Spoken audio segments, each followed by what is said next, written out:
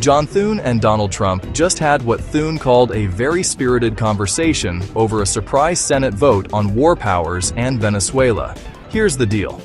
The Senate voted 52-47 to advance a war powers resolution that would limit future U.S. military action in Venezuela without Congress signing off. All Democrats voted yes, and 5 Republicans crossed over. Rand Paul, Lisa Murkowski, Susan Collins, Josh Hawley, and Todd Young. This came days after a U.S. military operation in Venezuela that killed more than 100 people and left 7 U.S. troops wounded.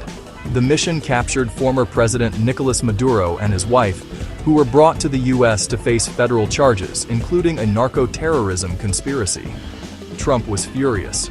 On social media, he blasted the 5 Republicans, saying they should be ashamed and should never be elected to office again, arguing the measure hampers American self-defense and undercuts the commander-in-chief.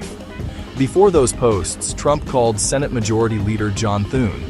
Thune, speaking Friday in McAllen, Texas, after appearing with GOP senators and candidates at the U.S.-Mexico border to promote last year's Republican megabill, said the conversation was, quote, very spirited.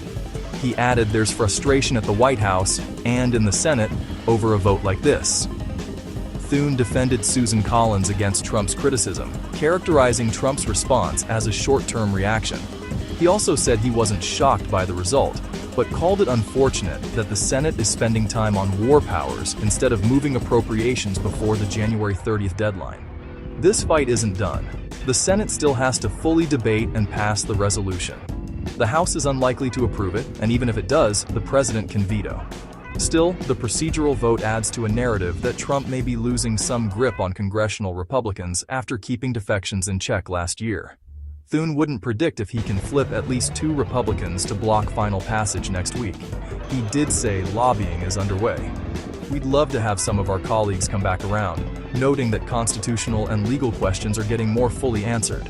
And he stressed no grudges, regardless of the outcome. The most important vote isn't the last vote, it's the next vote, he said.